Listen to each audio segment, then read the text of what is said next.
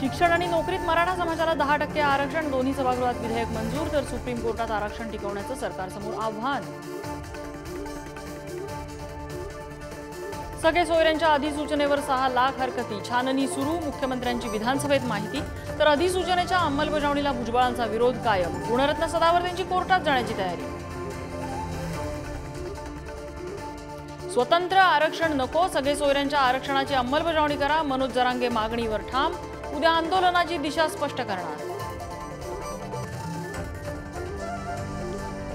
कांदा निर्यात बंदी 31 मार्च पर्यंत कायम राहणार. 2 दिवसांपूर्वी कांदा निर्यात बंदी मुदतपूर्व उठवल्याच्या चर्चा, बळीराजाच्या अडचणीत वाढ.